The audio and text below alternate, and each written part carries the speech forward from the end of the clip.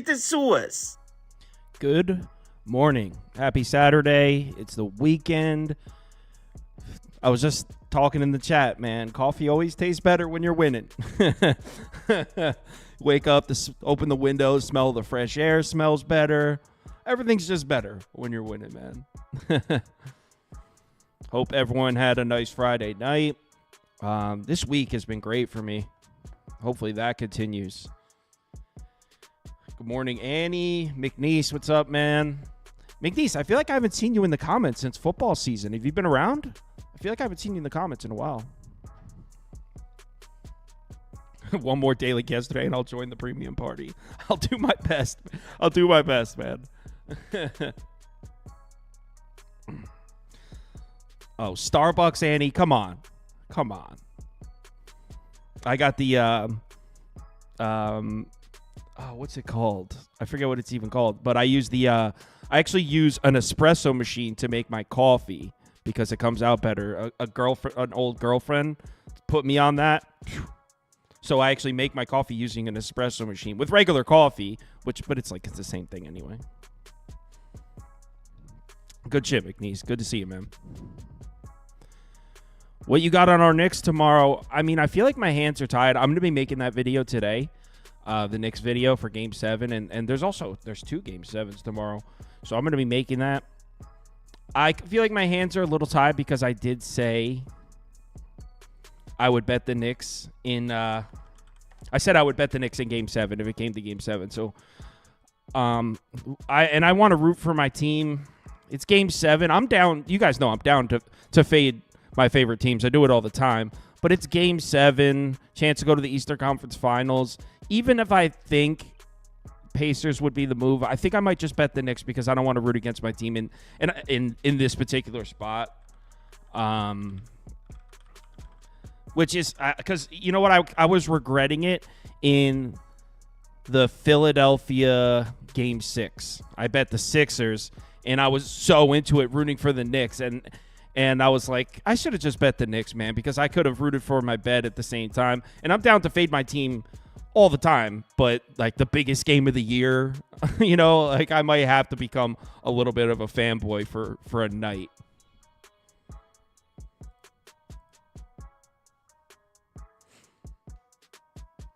Scott, good morning, man. Timeline, good morning. Chameleon cold brew with Starbucks caramel creamer. Come on. No, absolutely not.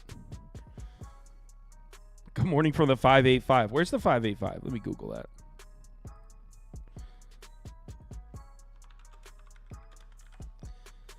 Rochester, New York. Oh, what's up, man?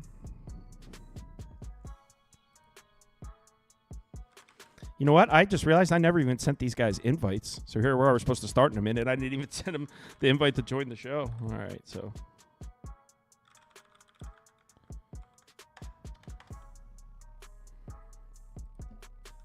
All right, so who do we got? Toast and Prop Beaver sent. We got ChrisBeCappinn. Here's Lander. Sent, and then Chris. I think Chris is live right now, so I think he's doing back-to-back shows. He's probably going to come over here right after he finishes.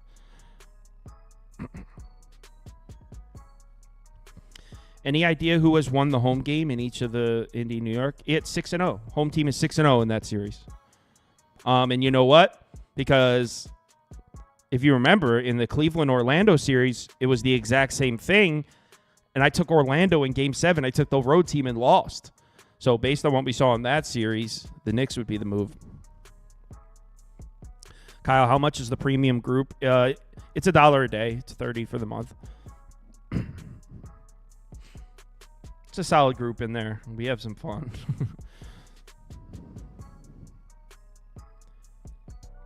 I try not to mention it on the streams because I don't know. That part of the industry is not my favorite. I don't like selling stuff. But it's really not like that. It's more like I look at it more like the VIP section of a club or something, because everyone who's in there wants to be in there. It's not like they saw something that conned them. You know what I mean? So I like that feel for it. That's feel of it. So that's why I don't mention it or like push it because I don't want it to be like people feel like they were conned into. Yeah, it's fun, man. Yeah, I mean, you can't be. And also, who even talks like that? Like, have you ever seen it been a winning better? They're not like, look, I'm winning. Look, winning over here. Like, that's not how someone who wins talks. That's crazy. Where is Capper X? Man, we should bring Capper X back. Let me see if Chris is still live. ChrisBeCappinn. No, he's not. He looks like he just finished, so I would imagine he'll be hopping in here any second.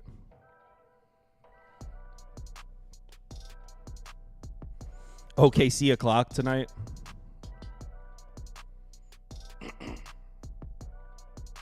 Is that the only way to get in the Discord sauce?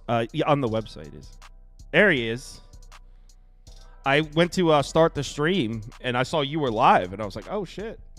But it looks like you planned it. Yeah, it looked like you planned it out to be a quick back-to-back. Back-to-back, yep. All right, so it's 11:02. Perfect timing to get started. 4 WNBA games. I did bet the Storm last night and lost. So I have a 0% hit rate in the WNBA. I'm 0-1 lifetime. Never won a bet. And then they did come back and send it to overtime. I didn't watch any of it. But we were in the Discord. We were following it along. And people were definitely sweating it. And when it went to overtime and they came back, I thought we were going to get it. But yeah, that the team total over would have cashed. I know we talked about that a little bit on the show too. But they ended up burning me last night too.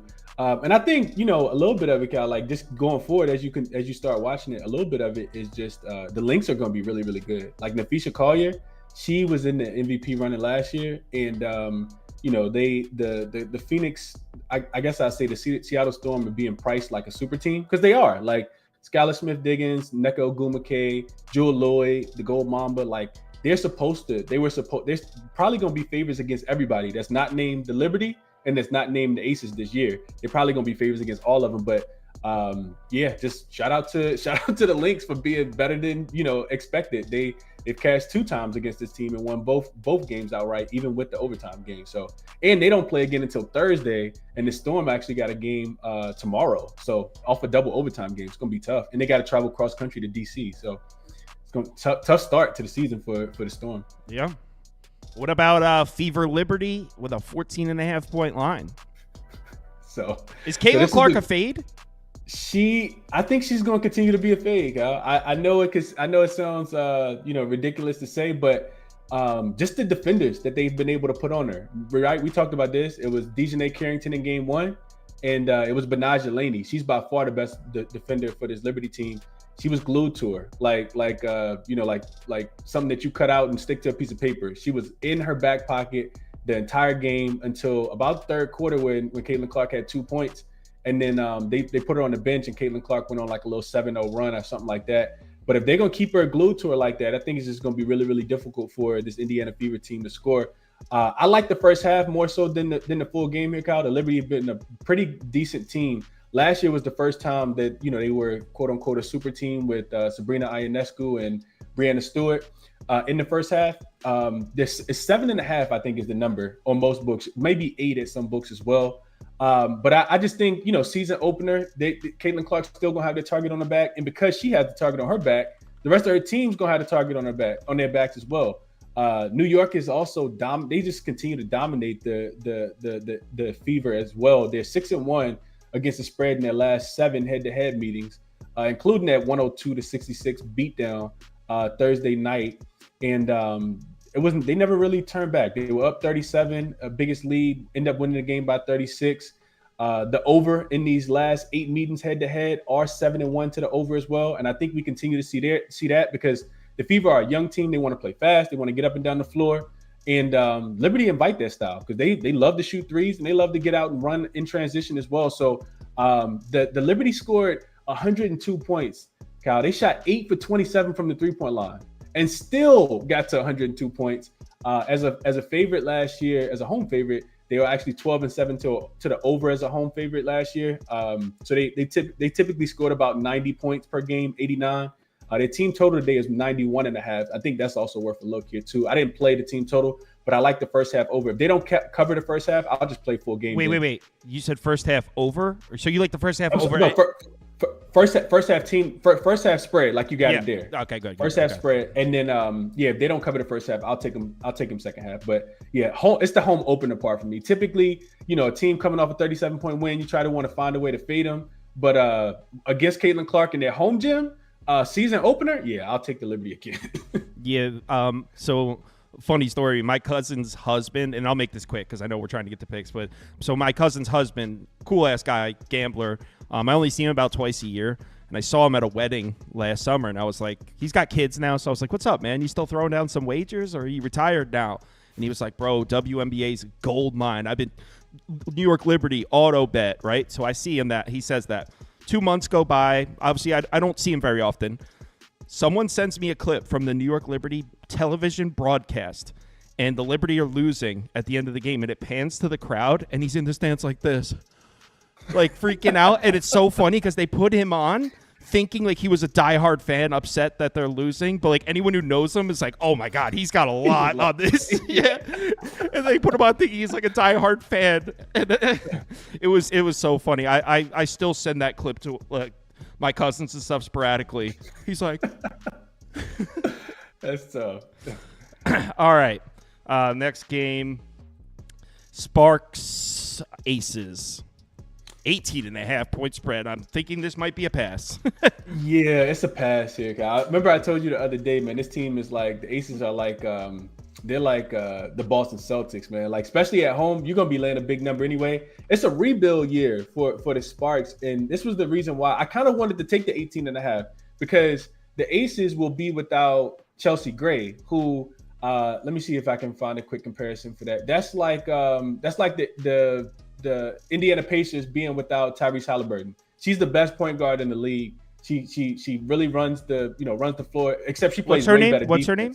Chelsea Gray. She's a veteran. And she's a little bow-legged, but she gets to where she wants to on the floor. And that's the reason why I don't necessarily want to lay the big points here. The Aces didn't cover in Game 1 against the Phoenix Mercury. And even though it's a rebuild year for Vegas, for the Sparks here, I just think it's a super big number. This is the reason why. Okay, and this is why it's no bet for me. This is the reason why I didn't didn't take the points with the Sparks here, even though it's a big number. Because in Game 1, that was at home as a 5-point dog, they allowed the Atlanta Dream to shoot 47% from the 3-point line, 51% from the field. So the Aces should be able to score as many points as they want to here. I just think 18 is a big number, especially when it's hard to lay this many points with a team that doesn't have a good bench. The Aces are really, really top heavy. They don't have a big bench, and they're already down Chelsea Gray. So I just stayed away from this one. But I guess if I had to lean, it would be towards probably the Aces to take care of business in the first half, because they didn't cover in the first half of in their first game. MP in the comments says he likes the under a lot in this game. 167. Sparks team total under. I can see that. So let's move on to a game with a smaller point spread, one that's more interesting. I would like to put a WNBA bet down. So far, I haven't heard anything I liked. I'm scanning. Yeah. I'm scanning. I'm listening. Yeah. As you should. So this one is this one's a rematch from opening night. We had I cashed on Chicago plus the 8.5, barely, super sweaty bet. But it was really just because they ran out of gas late. They got outscored 25-17 in the fourth quarter and barely covered. Like they ended up losing the game by 8 points, and it was a late layup. I heard was I think it was UCapper was telling me that like it was a ridiculous shot at the end, like a meaningless shot. Yeah. Oh man. He was on the opposite side. Remember, he was on that island by himself. But it really shouldn't have came down to that. So he was still on the wrong side. It just almost made it seem like he was on the right side, but he never really was. So this one is a tad bit different from a point spread. That line in Game 1 between these two teams was like 10.5 or 11, and that's why he said he liked it, because it came all the way down, I think, to like 7.5. But the difference in this one is that Natasha Howard is not available for Dallas, which is why the spread has come down so much. She's a big part of their offense. She shot 7 for 16 from the floor in game 1. She had 15 points, and they're already without Satu Sabali, who is by far, I wouldn't say by far, but she's probably by far the better overall player. They still have Arike Agumbawale, who, as we compared to Russell Westbrook, ski and that's her. Okay, yeah, I remember. She did score 25 points, and she was able to get her teammates involved. I just think that she has to carry a big load in this game. I think Chicago's going to continue to play hard, and I would actually look towards the total in this one, got a little bit more than the side, because I feel like I barely squeaked away with a cover, but I like the under. It's actually going up. It opened at game 1 was 161.5, and it went up. This one's up to 167.5. But like I said, Natasha Howard not being there, I think that impacts the offense a little bit more than the defense. She had 15 points, and I don't really trust a lot of these scores for the Dallas Wings. Like I said, Crystal Dangerfield was their starting point guard. She's actually in Atlanta with the Dream this year from the team last year. Now no Satu Sabali, who was their best playmaker last year, and now no Natasha Howard. So they literally have like an advantage on the glass, a big advantage on the glass, because Tierra McCowan is like, Shaq, as far as like size. But outside of that, like I do think Chicago's still gonna play hard and play, some defense. They could struggle to score the basketball. So I would only look towards the under. And the total is dropping a tad bit. I think I would agree with the movement coming down here, 167.5. So under in that one. 30. This one's pretty split in the poll. 38% say, 39% said the Sky +6. 31% said the Wings. So again, you guys are giving me nothing here. The under. It's a tough one. I like the under. Oh, never mind. I know what I'm doing. I'm playing the Dream. My favorite team. Playing the Dream. I'm a Dream fan. So I cannot talk you all playing the Dream here, guy. So, and this is one of the reasons why this is one of the games I'm gonna wait for. And it's because Rebecca Allen is on the injury report for this Phoenix Mercury team. So Rebecca Allen is like a veteran. She's like a 3-and-D type player. Maybe imagine Jay Crowder when he was like pretty good. Solid comparison. I would say she's like that. She's on the injury report here with a back injury. She played really, really big in game 1 against the Sparks. Against the Aces when they were in Las Vegas. But this Phoenix team, which RC said it the other day, and I agree with it, they're going to be much improved, but they're still without Brittany Griner. So now you add no Brittany Griner. That's a bunch of paints they're going to give up in the paint. And this, they're going to play a lot faster as well. And you add Rebecca Allen to the injury report. It's difficult to not want to take the Dream here. The Dream actually opened as a 1.5-point dog. And now I see them all the way up to a 3-point favorite here. Ooh, it's so I think 3 now. Yeah, up to 3. I think 2.5. I think I see 2s. Yeah, I saw 3. 2.5. Yep. Wow. So yeah, I mean that's difficult. Mercury, they did shoot the ball well from the 3-point line, 15 for 36 in game 1 against the Sparks, 42%. I'm sorry, against the Aces. So I guess you can expect them to want to run and push the pace a little bit. That makes me think, probably a little bit faster pace, a little bit more towards the over without having to get Brittany Griner established on the offensive end. But like I said, I want to see what happens with Rebecca Allen in this game. If Rebecca Allen doesn't play, I do think that the Atlanta Dream can come in here, start the season off 2-0 with a short line against the Phoenix Mercury team that I do expect to play hard. I just think if they were missing Rebecca Allen and Brittany Griner, I do like the Dream here. All right. Poll agrees that Dream would be the play. And I think we like the Dream as a community because on one of the streams, we all took the Dream. It was the one with Ski, and all 4 of us took the Dream, and the community took the Dream, and they cashed. So we might be a Dream network. Yeah, and it's a good time to buy low on the Dream because I do think when they get back home, we're going to see spreads that are going to be a little bit, if they continue to play like this, they got the veteran leadership like we talked about with Tina Charles. She joined the team in the offseason, and she won the finals. She won the MVP of the season back in 2012. She had like 24 and 13, Kyle. So she still has it. With no Brittany Griner, I know on my show people were talking about looking at her points and rebounds to go over. Couldn't talk anybody in the community off of wanting to play her as well, especially without Brittany Griner being there tonight. So yeah, and they just have a lot more depth as well. Really, really good depth team, even without Jordan Canada, who has still failed to make her season debut yet. Okay. All right. So Lander is not in the background right now. So what we'll do is we'll just start because it's 11:15. So obviously we're looking at Game 6 here, Oklahoma City, Dallas. Kind of curious where the community is going to come in on this one, because obviously the home team coming off a dominant win on the road, you would think everyone's going to come in on Dallas, but this series has been so seesaw-y that I wouldn't be surprised if a lot of people are just playing the seesaw and going back to Oklahoma City. Personally, I'm on Dallas. If you guys watched the video last night, you know that I am on the Mavs here. All right. So obviously there's so much room for regression on both sides as far as Game 5 and as far as this whole series. If you look at Game 5, I think the things we can pencil in for Game 6, I don't know if Oklahoma City is capable of winning the rebounding battle against Dallas. That's 4 straight games where they've been beaten. And I don't know, were you watching the did you have the sound on for Knicks Pacers last night, Chris? Yeah. Did you hear in the beginning of the broadcast? I typed into the Discord as soon as he said it. Teams that win the rebounding battle, 50-13 in these playoffs. So and I think it's undefeated in that series specifically, yeah, right? Yeah. Mm-hmm. So that's and that's not including last night. So it would be 51-13 now. So teams that win the rebounding battle in these playoffs, 51-13. The Dallas Mavericks have won the rebounding battle in 4 straight games, and last game it was definitive, 46-33. So they dominated Oklahoma City on the glass. So if it was just one game, I'd be like, hey, Oklahoma City should bounce back. But 4 straight games, they've gotten beaten on the glass. It's at home in Dallas, where the Mavs defense has been excellent. Look, I know a lot of people are probably going to look at the Oklahoma City outside shooting thinking, hey, this is bound to bounce back.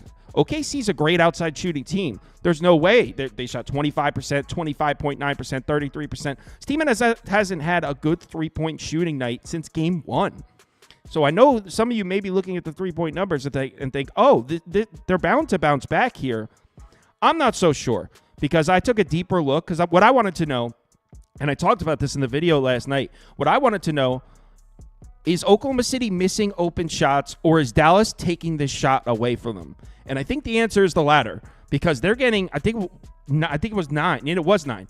9 less open three-point attempts per game in the last 4 than they got in the regular season. 9 wide open three-point attempts less.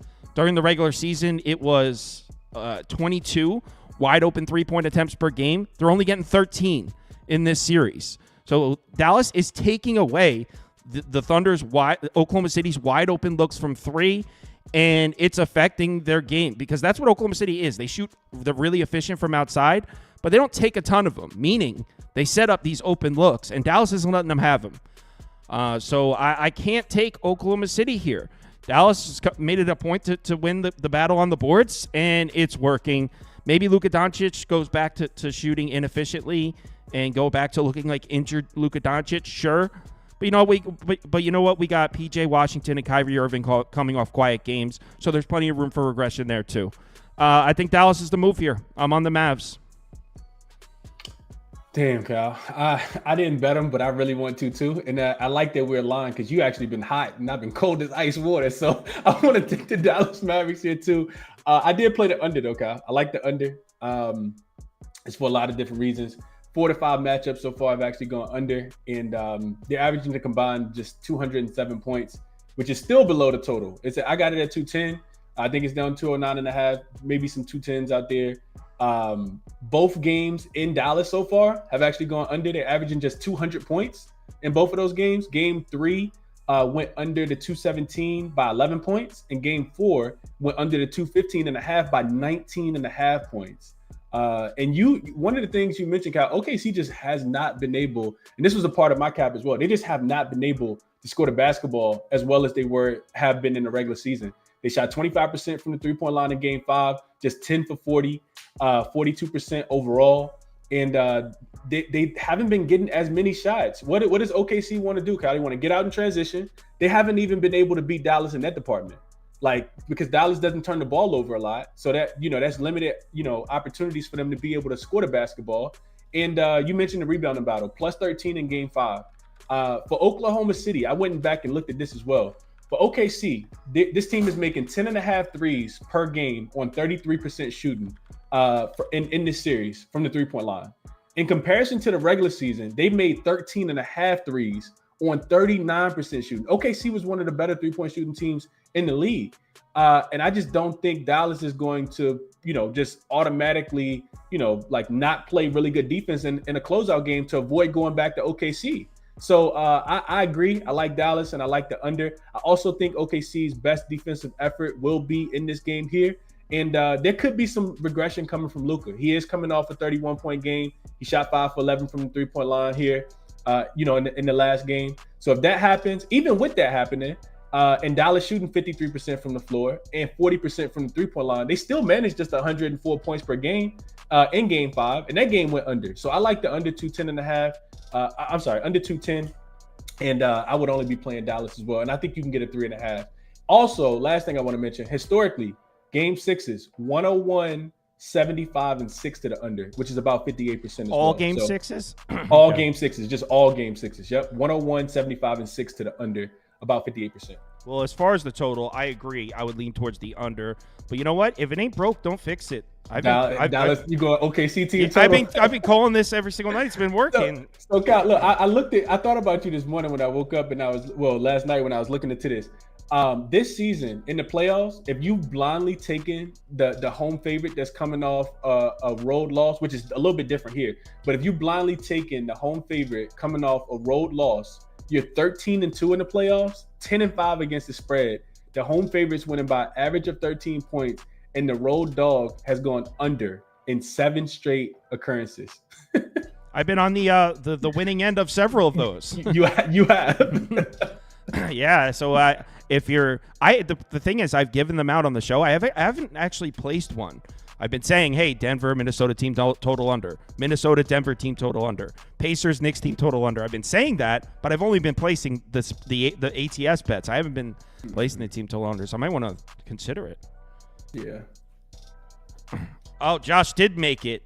All right, Josh, you have 7 minutes. Let's put you on here.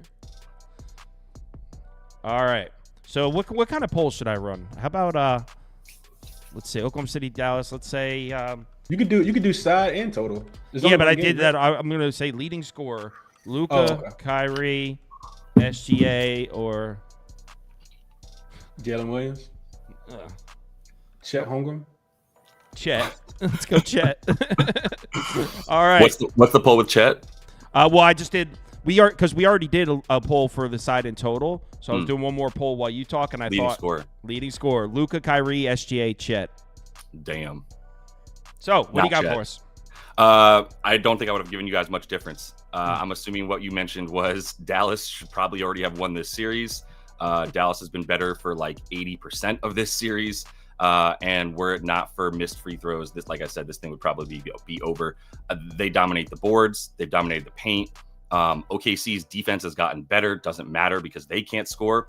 If the OKC shooters finally start doing something off of Shai's dribbles and drives, great. But my main thing that I was looking at for this whole series is Shai has taken more drives in the playoffs, passed more frequently.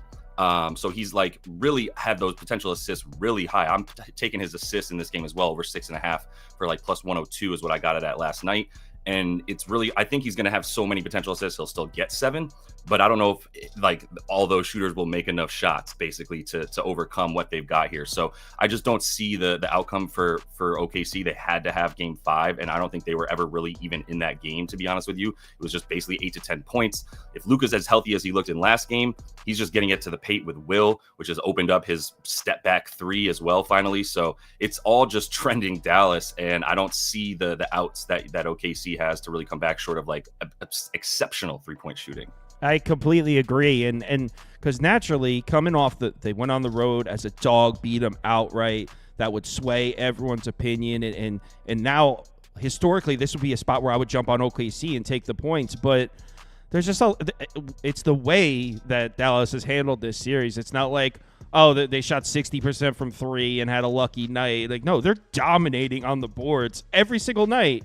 Well, not dominating every night, but they're winning the battle on the boards every night. And in last game, they dominated. So I completely agree. And something I didn't mention before, Oklahoma City got some turnovers. We've talked about it all year. Oklahoma City is definitely a team that's reliant on forcing turnovers and get out in transition. So they got them. They forced 14 turnovers in the last game. They got blown out at home. Well, they lost by 12 or 14.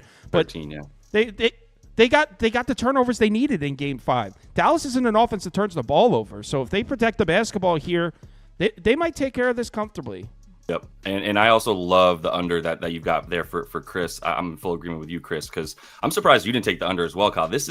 I thought I was going to open up the books and see 204.5 or something like that. And it was it hasn't touched 209. What are we in 3 games? I don't know why it would change here. Dallas slower at home. Dallas, one of the third most unders at home. I'm sure Chris mentioned that since he has like every stat ever in his head somehow. Every trend ever recorded. Every trend that's ever occurred. ChrisBeCappinn is on top of it, I promise you. And we know that's one. That's an easy one. Even I know that one. So everything trends towards the under as well. I cannot believe that this thing's at 209. Yeah, I would lean under also. I put OKC team total under, but yeah, I would lean under also. All right, so our leading scorer is Luka Doncic. People are quick to forget all the shooting struggles he's had in these playoffs. Just one good game, and they're back. They're back on the Luka train. I think it's going to be a Kyrie night. Wow. All right, so let's talk some MLB baseball. Make sure you give these guys a follow. Appreciate them coming on. They both have let me clear the pic so you can see their names. Even though I'm sure you guys know who these guys are. But they both have their own YouTube channels where they upload daily content. Chris' live show actually just ended before he came here. So his show's in the morning. Josh does stuff right after my show usually. Exactly. So make sure you follow these guys on Twitter and check out their stuff. There's a reason I keep asking them to come back. They do a good job. Appreciate it, man. Appreciate you, Kyle. Best of luck, Josh. Yep. Best of luck, y'all. We'll talk soon. Right. Good luck to the community. Go Knicks. Yes, sir. All right. Where is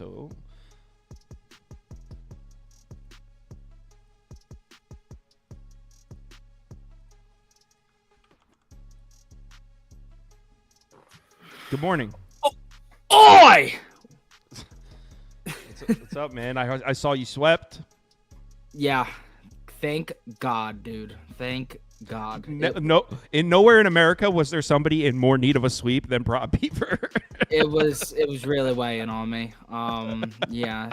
Truly, I mean, I could have shed a tear last night. It was so fucking beautiful. And it feels good when you're winning and it's sharp too. I feel like everything I played last night was sharp, contrarian. That Bryce Miller cash was sensational. 1K. Whew. So that was one of the ones. Yeah, that was. Yeah. And I gave you props for that one on the show too. Yeah, so I'm hoping to follow that up today. I don't exactly love this slate, but I'm also a bit behind on the slate. I was out a bit late last night, so yeah, we'll see what we got. You're out at the EDM festival again, popping Molly. Nah, well, I flew to Miami, went to 11, flew back, so it's been a busy night for me. I'm gonna take a quick intermission piss. I'll be right back. Oh, okay. I'll wait for Toasty to set up before we engage in talks.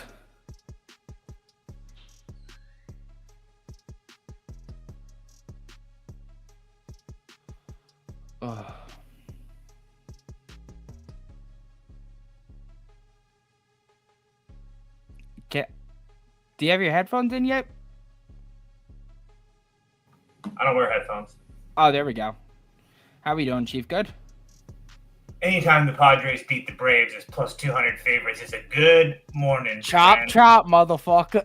Chop, chop. Ah! I didn't know how to feel about Waldron heading into that one. I guess I was a bit turned off by the D-back start. I thought Waldron was a road warrior and him getting smacked up by the scrub ass D-backs at Arizona.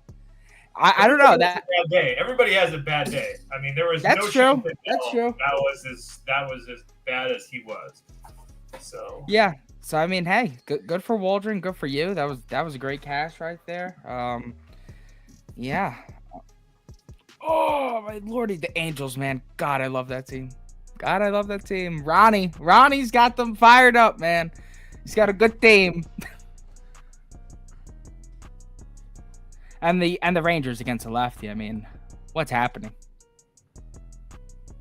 I need to see counsel. I really wanted to bet them today, though, too. I'm not going to, but I keep on telling everybody Uribe is pitching well, and nobody wants to listen to me. What are you guys yapping about? We're just shooting the shit. All right. So, why don't we start out with a real banger of a game? White Sox Yankees. Gil is on the mound. Heel. Is it Heel? I think it's Gil. Hey. All right, prop. Whatever he wants to go by, let's go by me. Are you backing him? No. Today, I mean, I got my double result yesterday. I'm happy with that. I'm much more inclined to fade the Sox against a left-handed pitcher, not a righty. And the naked mole rat that is Brad Keller, for some reason, he dominates left-handed batters this season. Yankees start 5 of them daily, so I'm going to pass. If I lost the bet to Brad Keller, it would literally ruin my weekend. I hate him, so pass. Toast? Do you trust Brad Keller? I don't care about Brad Keller. White Sox team total over 2.5 at -130. I don't care that they didn't work. It didn't work out yesterday. I'm going to continue to keep playing this if they're going to give me this nice price. So yeah, it hasn't hit in back-to-back games, but I will take my chances against Mr. Heel here, who's given up 1 run in his last 3 starts. I'll take my chances here at 2.5. You said White Sox team total over 2.5. They missed yesterday. They finished at 2. That's okay.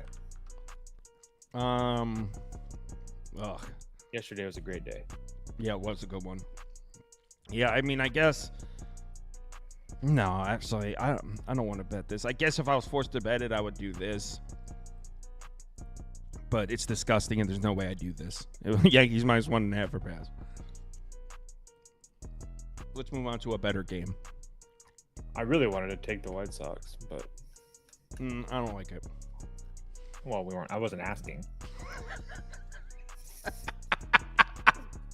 I don't care. Pirates 170. This is why you need me and Beaver on the show. Keep your ass in check. I wasn't asking. You could care less. All right, so Pirates, Cubs, and Wrigley. Prop your boys on the mound. Goda 8+ Ks +132. 8? Yeah. He's the man, dude. He started off his career 9K performance at home against Colorado, stumbled a little bit, had 12 Ks combined his next 3 outings, but he's back. The last 4 starts, 7, 7, 8, and 8 Ks, posting an impressive 29.7 K percentage. He started off that stretch with a layup in Boston, facing the dead last offense and K percentage against lefties. But what impresses me is that he still racked up those Ks the next 3 starts against the Mets, who are 4th, the Padres, who are 7th, and the Braves, who are 15th in K percentage against lefties. Even last game against the Braves, when it felt like the books were laying a trap for overbetters, they had it at 5.5 at plus money. He completely murdered that line. So Shota Imanaga is inevitable right now. The guy's fantastic, and now he's facing a Pirates lineup that is near the bottom of the league in K percentage against lefties, tied 24th in K percentage against lefties overall, 25th on the road at 27.1%. They have 6 guys in their projected lineup today with a K percentage north of 24% versus lefties in day games, and we may even get Joey Bart in there with Grandal going the last 2 days. That's a massive difference. Grandal, I think, only has like an 11% K percentage against lefties. Joey Bart's is like 40%. So that'd be a really big pull if he used to be in the lineup today. Without Brian Hayes active, who has an 11 K percentage against lefties this season, I just feel like fading this already K-prone Pittsburgh lineup is just too good to pass on with how Imanaga is rolling right now. I also like the fact that Chris Conroy, our umpire in this one, is pitcher friendly. So if you're going to give me plus money in a day start at Wrigley for Imanaga to just go out there and shove, I'm going to bet that every time, especially against this Pirates team. I know that Gasser, otherwise known as Asser now, didn't hit our K total, but I don't know. That guy might just be a scrub. Imanaga is different. Toast, my first thoughts on looking at this game, you got the Cubs at home against the lefty. And even though I think you have spoken highly of Falter this season, you said that he's growing on you, or I forget exactly what you said. You said Falter's pitching all right, I think. On the road in Wrigley's tough for a lefty. Yeah. It would be Cubs or pass. I don't really love laying -1.5. What about a Cubs team total? Cubs team total over maybe. Like it's at 7.5 the total, which means you could probably get like a nice 4 on Caesars. Yeah, I'm good on that. But I'm good. I don't trust this offense. I mean, yeah, especially with Patrick Wisdom leading off. I mean, that is like the epitome of not. Yeah, I'm good. Boy, Patrick Wisdom leading off. That sounds like winning baseball. I know. That's why I'm just like I don't even want to deal with it. Is Schneider's managing the Blue Jays and the Cubs now? Is that a thing? I'm checking the price real quick on that Cubs team total over. This has potential to make the watch list, guys. This is a big deal. It's 4.5 at -120. Oh, that is ugly. Horrible. So yeah, I'll put up the same thing as Toast. It would be Cubs -1.5 for pass, but hard emphasis on the pass. All right. I do think the Cubs win. So if you're trying to find a parlay piece, but maybe Cubs and Yankees. But I mean, I'm not just a day game on the weekend. 2 heavy favorite parlays. That just sounds like I'm asking to lose. This MLB season, it's probably an easy winner. I'm just saying, like, just people be betting favorites like crazy. All right, so we got Rays at Toronto. I mean, I know Toast is not going to be taking Tampa here because it's Eflin on the road. Are you kidding? I don't know about that. I mean, after what I saw from Toronto yesterday, I don't know if I'll ever back that team ever again. I'm dead Tyler serious. Alexander, you were almost perfect game by Tyler Alexander. You should retire. I don't even know. Yeah, I don't even know what I watched. Let's be a little fair. Tyler Alexander hasn't pitched terribly this year. He's been awful. What? He's been pitiful the entire season. What are you talking about? Tyler, I thought I remember seeing he had some good I read the numbers yesterday, and they were pitiful heading into that good inning. So it doesn't matter. It's Rays or pass. They're starting to play better baseball right now. This is not bad. I mean, he's horrible. I mean, he's fucking terrible. So yeah, it would be Rays or pass. Eflin hasn't pitched on the road in Toronto since like 2016 or 17 or something like that. So not much to go on there. Last 3 starts against them, he had 1 really bad one, which was this year. The 2 previous ones last year, obviously those were at home where you trust him a lot more. 14 total innings, 10 hits, and 1 run. I'm just not in a spot where I trust Kevin Gausman. Big favorite or not, at home or not, Toronto Blue Jays, I don't trust them either. It'd be Rays or pass for me. Yeah, I don't think Tyler Alexander's been that bad. I mean, I'm not going to argue it further. So, you're simply wrong. There's an entire career database of Tyler Alexander. I said this year. This year. And he's been awful this year before the start. I don't know what you're arguing exactly. So backing Eflin on the road or Gausman at home as a favorite sounds like a lose-lose to me. Pass. Yeah, I would probably think Toronto here. But, I mean, coming off the game that was last night, Gausman at home, they just never give him run support. I'm actually going to bet the Rays now that I'm looking at this bullpen situation because Jason Adam went 23 the other day, and he's going to be fresh. Pete Fairbanks has only went. I know he's went 3 of the last 4 days, but none of them have went over 10 pitches. Most of them had the day off. Yeah, I'm on the Rays. Rays money line for me. It'll be Blue Jays or pass, but I don't really like it. Plus 115 on Bet360 or on Caesars. I'll write it down, but I'm hoping that I find some more things I like. I hope you put Toronto on the watch list. I put it on the watch list, but like it's if I find anything else, it's getting deleted because I really don't like it. Seattle, Baltimore. I had the under. This is my only loss last night. I had the under 8.5. And there were 7 runs scored, I think, in the first inning. No, I think it was 6 runs in the first inning, and I was like making jokes in the Discord, like, "Oh, we're screwed, guys." It actually almost hit. There was only 1 run scored in the 6 or 7 innings after that, and then Baltimore ended up scoring some runs in bottom 8, so the under lost. But it was actually had a chance. All right, so we don't know who's pitching for Baltimore still, right? It's actually Grayson Rodriguez just got announced. Oh, has he been hurt? Yes. I thought it was going to be Corbin Burns because they had listed Corbin Burns props. So did I. Yeah, and then it just got announced that it's actually Grayson Rodriguez, which is a bit shocking. It was Cole Irving. to start last night. I know what the hell is going on. To be honest, it was actually Cole Irvin to start. Yeah. Then it was Burns because the things came up, and then they've announced. So what's going on with Cole Irvin? That's 2 of his starts that have been pushed because last night he got he's, replaced. He's like their innings eater type of guy. So I mean, they really want only using him if they absolutely have to. He's like their 6th man in their rotation. So they're only using him if they have to. I mean, you don't really want. Yeah, maybe with Means back, he's actually on his way out of the rotation. But he's been pitching well. I mean, so was Turnbull, and now he's the long reliever for Philly. You know. Yeah, I think it's more of like a manager type of decision. I don't think it's like a performance thing. I think that they want their certain 5 guys in their rotation. I think that's what it is. So if Grayson's gonna start, I mean, it's his first start back from injury. You would think has the price moved? Is it still pick 'em? It's Baltimore minus 120 now. That makes a little more sense. Yeah. But I mean, you would think still that's a short price for Grayson at home. Let me pull up bullpens.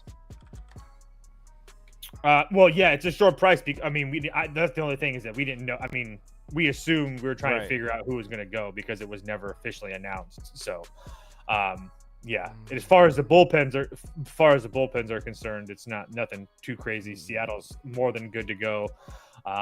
Baltimore is essentially just fine. So, man, this is. I don't know how you don't take Baltimore here, personally. I know I'm the resident Seattle guy, but yeah, once those Baltimore bats get going, it's one of those situations where I don't know if I want to step in front of it. And I understand that Luis Castillo has pitched well, but look at the teams that he's faced his last few starts. Oakland, I'll give him that Oakland has good numbers, but are we really scared of the Oakland lineup? Seriously, Minnesota. No. Atlanta, again, I understand it's the Braves, but have the Braves really been doing anything against right-handed pitching? No. Texas, Colorado, the Cubs, Toronto. I mean, so yeah. Now that I know that for sure that Grayson Rodriguez is coming back, I have a very hard time believing that Boston uses Grayson Rodriguez unless they are 100% sure he's ready and good to go. So I don't worry about him coming off an injury or anything like that. So yeah, if Beaver's right and it's Grayson Rodriguez, I will be on Baltimore today. Well, underdog announced it's Grayson Rodriguez. Okay. So unless they're I didn't mean it like you were wrong. Sorry. Yeah. No, I mean, if you think I spew fake news, that's fine. You're a pig.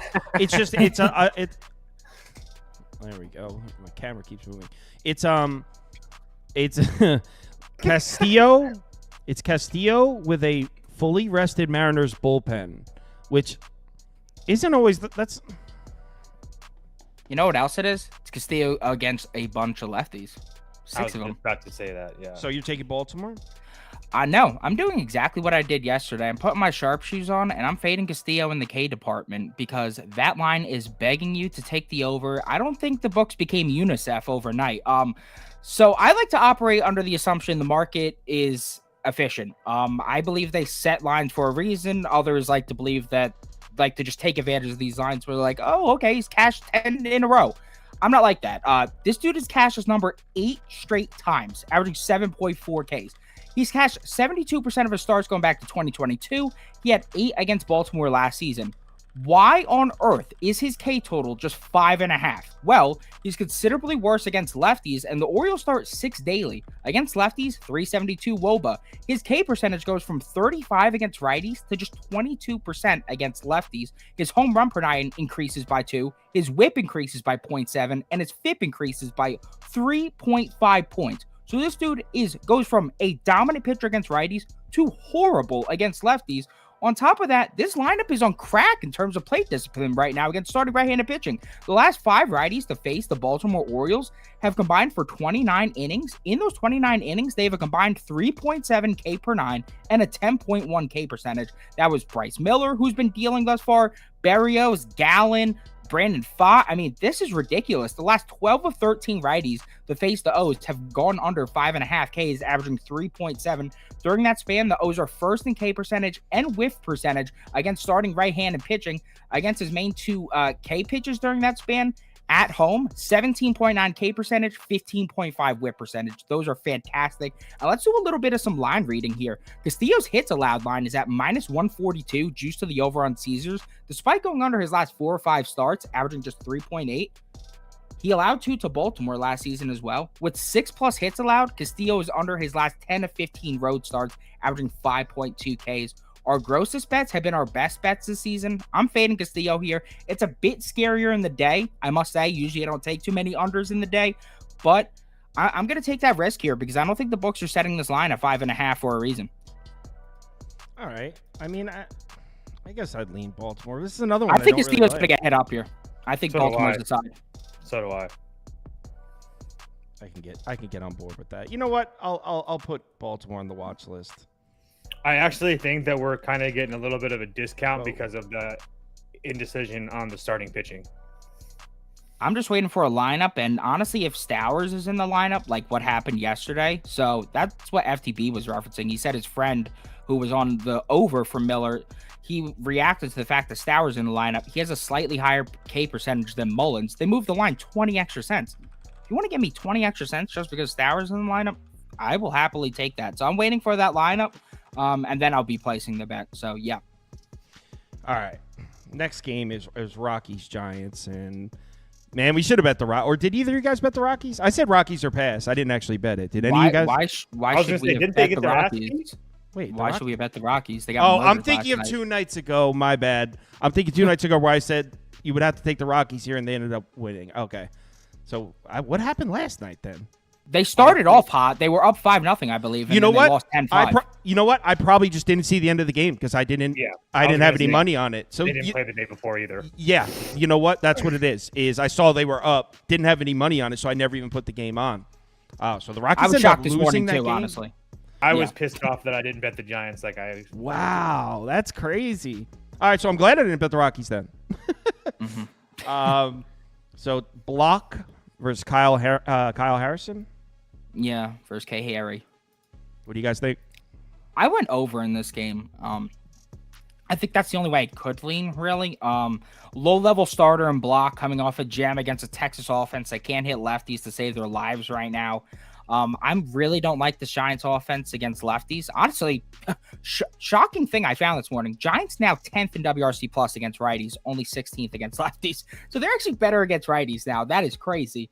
But this lineup isn't that great against lefties. The thing is, I think Ty Block stinks. I mean, 16 starts since 2022, 5.21 ERA, 3.70 WOBA, just a 6.4 K to BB percentage, 1.6 whip, 5.11 xFIP. So this is a guy who cannot create much in terms of whiffs, allows a ton of hard contact, allows a ton of base runners. He's just not a good pitcher, and he's not good away from cores either. Some guys have the good splits away from cores. He's not one of those guys. So I think the Giants could get at least 2 or 3 off of him. I think that's realistic. On the other side, we got Harrison. They just saw him 2 starts ago, and he pitched pretty well. If I am betting a rematch in close proximity, which I borderline refuse to do, it's for the opposite result to happen. And Harrison dealt at cores for 7 innings of shutout baseball, but in that game, the xFIP was 4.82. Let's not forget, he allowed 4 runs to the same Rockies team at home last season. And Harrison's a guy who lives off the 4-seamer. The Rockies are significantly better against the 4-seamer than pretty much any other pitch from left-handed pitchers. 5th in ISO, 2nd in hard hit rate against those pitches. When we get to later innings, I mean, the Rockies bullpen on the road over the last 30 days, 26 in ERA, 27th in WOBA, 30th in xFIP. Giants bullpen at home over the last 30 days, 27th in ERA, 28th in WOBA, 15th in xFIP. We saw the fireworks yesterday. I think we get some as well. All 4 games on the Rockies road trip thus far have gone over, averaging 10.3 runs per game. I feel like they're underrating the offenses in this one. Toast? Pass. Yeah, I have no idea. I don't know enough about either of these pitchers. Yeah, I didn't even want to deal with this game. All right, so Prop Beaver likes the over. Next game, Mets Marlins. And by the way, nice call, guys. You guys both had the Marlins, right? Yes, Yeah, sir. save me from my Mariners 2 bets. How the hell we escaped with a push in the first 5 under, Kyle? That's what We I should have took. bought a lottery ticket yesterday. Well, that was insane. In reality, yes, in the first inning they hit a grand slam and we had first 5 under 4. So we're screwed, right? In reality, if you actually look at how those first 5 innings went, we had the right call. Like, if anything, if it went over based on what happened, we probably would have been a little unlucky. Other than that one swing. Christian Scott was terrible yesterday, dude. I mean, other than one swing, there were 0 runs. He was god awful. He allowed 1 million base runners. There should have been That's probably one way 8 to look runs. at it. Yeah, I think you're a bit off on that one. I think I'm looking at that in a completely different way. We got lucky as hell. We got our analysis on Luzardo dead right, but the Scott analysis, Jesus Christ, we were dead wrong. Okay. So what do you guys think here? Marlins are pass. I mean, we just talked about how the Mets have been dead last against lefties. So it's Braxton Garrett, who Braxton Garrett looked pretty bad in his first start back, right? Yeah. It was against the Phillies, though, so it's really hard to – I mean, how much do you put into that? That team's just absolutely rolling. So, yeah. So I mean, it'd be Marlins or pass for me as well. I'm not going to bet this game. I got my money with the Marlins yesterday. I'm not going to go back and try to dip my toes in the water again. But they didn't use anybody in their bullpen yesterday as well either. So you're going to have Braxton Garrett as a lefty go, and then you're going to have Nardi, Puck, Scott, all lefties as well. So if the Mets are struggling hitting lefties, it could be another Miami spot here. And it's another one of those same numbers, a short Mets favorite. It's like the books want you to bet the Mets, or at least they're trying to rope Mets money in there. Yeah, so it'd be Miami or pass. I actually might bet it now. What do you guys think about, instead of going Marlins, going here under 7.5? Severino's been pitching well. Mets can't hit lefties. Both bullpens rested. Prop Beaver actually thinks the Marlins bullpen is going to be undervalued moving forward. I do, yeah. I don't hate that. It would be Marlins or pass, or I guess the under. It's not like I exactly think this Marlins lineup is like amazing against righties. I think that they're somewhat undervalued because they've shown power. They've shown the ability to put people on base at a decent rate.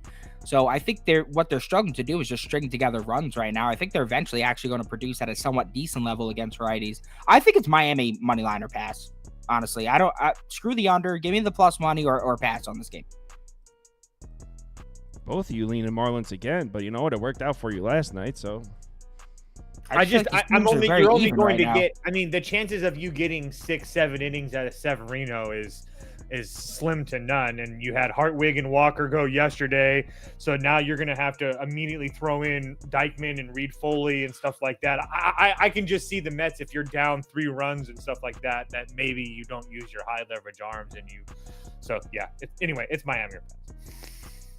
Poll likes Miami too, but slightly. It's not overwhelming. 50... The only thing that really is keeping me from getting to the window is that Braxton Garrett, despite being a lefty, for some reason hasn't really pitched well against the Mets in the past. I don't know why. Not the best history. No, but they're always on the road. His one start at home, 6 innings, 5 hits, no runs. I did notice that. So maybe glimmer of hope. Next up, Nats Phillies.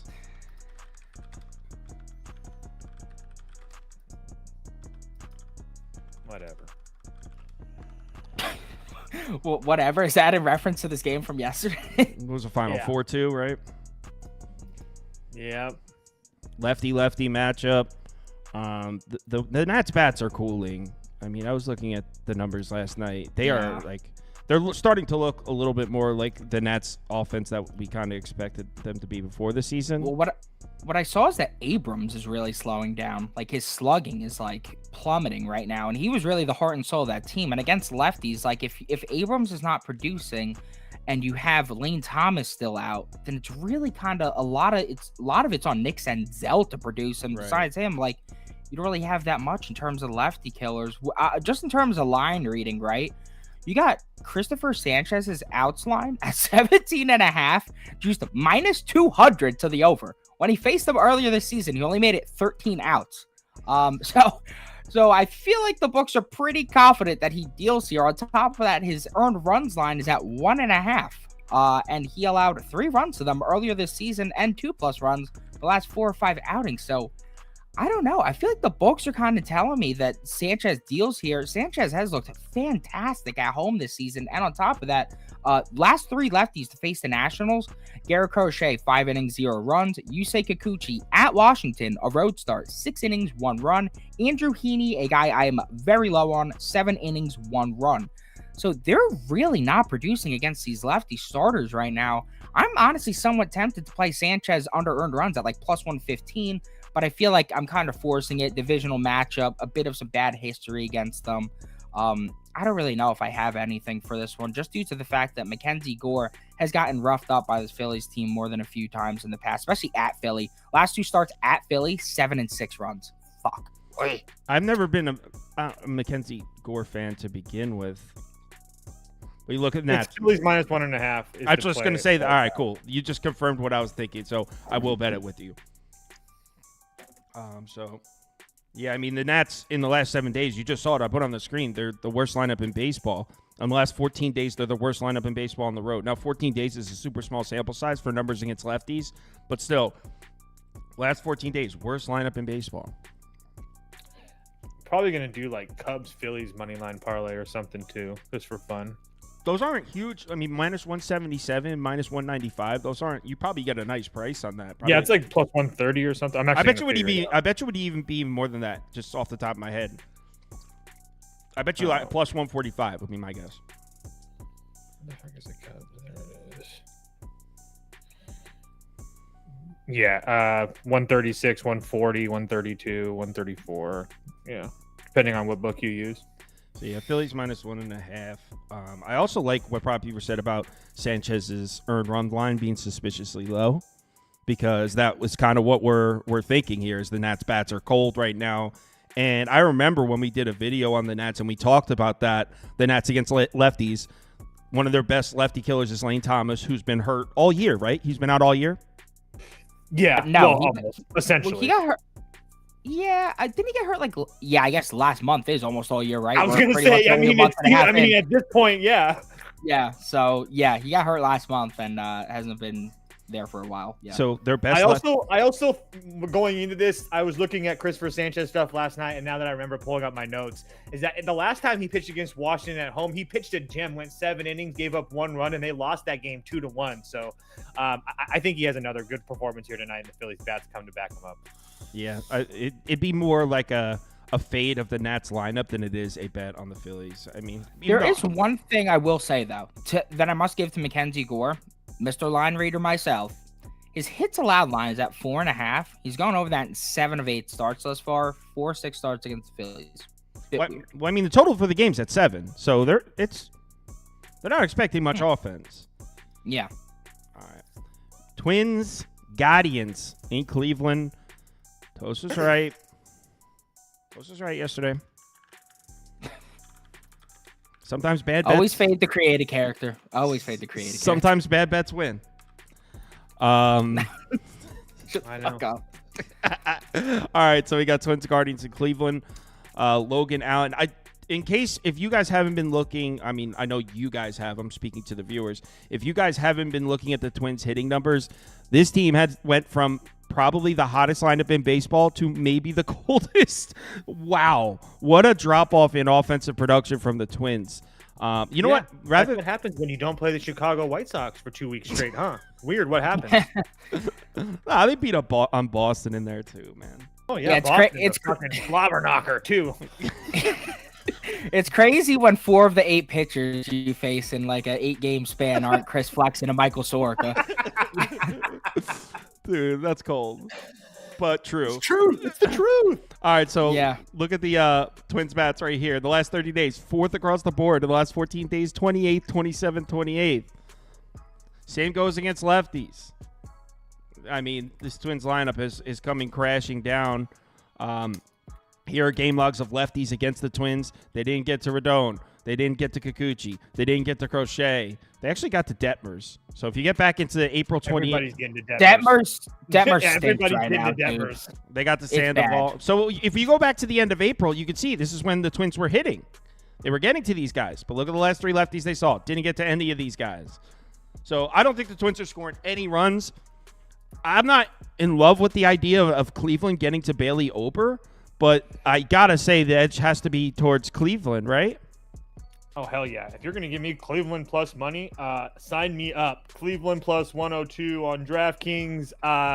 Yeah, has Bailey Ober been fantastic against this Cleveland lineup? Yeah, 2 starts last year, 13 innings, 7 hits, no runs, 9 strikeouts. Just came off a 6 1/3 innings, a 6 1/3 innings start on the road at Toronto where he struck out 10 guys. But his previous 2 starts before that on the road at the White Sox, 6 innings, 6 hits, 4 runs. On the road at the Angels, 7 innings, 3 hits, 2 runs. I just feel like this Cleveland, and the reason I mentioned that is that I just feel like this Cleveland offense, I understand they only scored 3 runs yesterday. I still think that they pose a much bigger threat than those teams, especially at home. I mentioned it yesterday. The reason I love playing Cleveland, I like playing Cleveland at home. Now 13-6 on the year. When I play Cleveland, like I said, I like playing Cleveland at home.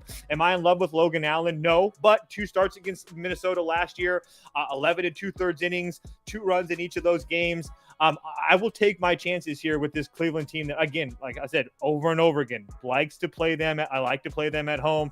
I think that the bullpens are kind of like a split. I mean, I guess you can give Minnesota's are a little bit less tax, but again, Cleveland at home plus money. I'll take it every day. Someone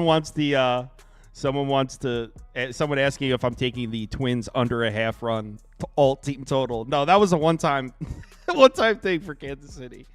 So yeah, I agree with Toast here. Cleveland. You want to know what I think is a bet in this game? Just take the under. Just take the under. The under is 5-0, and Bailey Ober starts against the Guardians. You want to know what the runs scored in these games are? 1, 2. This is the total runs, by the way. This is not by the team. 1, 2, 7, 7, and then we got 4. Wow, lots of offensive firepower here. Both of these offenses, in my opinion, I know Toast has his own opinion about the Guardians' offense, could not look more pathetic right now. I know the Guardians put up some runs against the Rangers right now. Have you seen the Rangers bullpen lately? Jesus Christ. They are allowing runs to everybody in sight. The starting right-handed pitchers that are facing the Guardians, not named that lighter kid, and I forget who the other scrub that faced them was, are completely blanking this item right now. And Bailey Ober has dominated the Guardians in the past, even at Cleveland. Last 2 starts at Cleveland, 7 innings, no runs, 3 hits. 5 innings, 0 runs, 1 hit. Previous one, 6 innings, 0 runs, 4 hits. So I just think that both of these offenses are going to get completely shut down. 7.5, -120. I know it's a bit pricey there at that -120. I will happily take that. Both these offenses are abysmal. Someone in the comments says winds blowing in also. Which I better go lock that in right now. I was gonna say first 5 under 4 too might be a decent look. I don't blame you with the bullpen struggles for the Twins lately. Let's go to next. Oakland, Kansas City. Ross Stripling, Seth Lugo. Athletic. It's weird because winds are blowing in, but Progressive Field actually has the second best hitting conditions on the freaking slate today at Really? plus 1% for runs. Yeah. Well, that's how you know it's a good day. Plus 1% is the second best. Yeah, whatever. I'm still taking the under. Those offenses could be boards, and they're putting up 3 runs combined. All right, so we got Oakland, Kansas City, Seth Lugo, who, judging by his numbers, it looks like he hasn't cooled off since the last time we talked. He's the all-star starter right now for the American Yeah? League. I truly believe that. This dude, I mean, maybe not the starter, but he's an all-star. There's no question about that. Is this total really at 9, or is that a mistake? 9.5 now. How? I have no idea. That makes zero Lugo sense. has not been great at home. Well, he's been a bit worse at home, and he's also gotten hit up by Oakland the last 2 times he's seen him. I'm just putting that out there. Am I saying he's going to get hit up today? I'm just bringing that up. If you're looking for a reason, I think that is a partial reason why. The other reason could be because Ross Stripling is Ross Stripling. So there's that.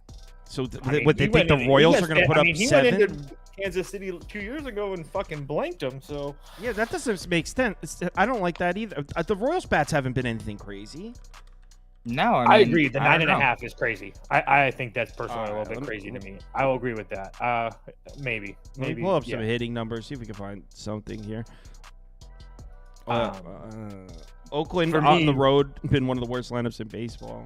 All right, go ahead. So for me, it's Kansas City -1.5 at plus 110 for me. Yeah, the only thing that's giving me like a little bit of pause is the fact that Lugo's went 8 innings his last time out, which is kind of a lot for him. But again, I just think that he's been pitching out of his mind right now. And Kansas City, just like Cleveland, one of those teams that when I play them, I like to play them at home. 16-8 at home this year. yeah, I'm just not a fan of this Oakland team. I understand that they've had a good little run, but they've also lost 8 of their last 10 games. I think Lugo continues to pitch well here. Like I said, Kansas City at home. I'll take my chances here at -1.5. It's one thing, like, I get it, laying the 1.5 with the home team if you really like it. Sometimes you have to, and honestly, should be cooked into the price with the run line with the home team. That being said, I don't know if I'm trying to lay 1.5 with an offense I don't trust at all. Yeah, I get that, but both these teams have played over 40 games. Each of them are under the 15 mark at one-run games, so they're not really playing very many one-run games. So I'll take my chances. Prop, Beaver? I have truly nothing for this game. Could not have less of an opinion. I want to see. Let me pull this back up. I want to go to the Kansas City Bats. Oh, whoops! Not the Phillies Bats. The Kansas City Bats. I want to see if the Bats are showing some signs of life. No, not at all. Good God, no. Then what's with the price? Oh God, please no. I don't understand this price at all. It's freaking me out. 9.5 with 2 offenses and a good starting pitcher. Both bullpens are rested. What? Am I just the biggest square ever if I do this? Possibly. Why is it 9.5? What am I got to be missing something. 9.5? Trust me, I feel the same way, dude. I 100% feel the same way. I mean, regardless of how you feel, I mean, look at Oakland's bats: 2, 1, 0, 1, 2, 4, 8, 1. Neither line. Like I would have both of these lineups as bottom 7, bottom 8 lineups right now. 9.5 No, with yeah, Lugo on the mound. Yeah, agree. Maybe there's something huge. Maybe it's the tornado winds blowing out or something. There's got to be something I'm missing. I mean, the winds are blowing out, but it's 4 miles an hour. Yeah. All right. I'm taking the under. Biggest square of all time here. I don't care. It's either going to be the easiest bet of their life, or you're just going to be like, well, I guess I fucked that They got one me. up. They got me. You got me. Whatever. All right. Milwaukee, Houston. This line went out of control.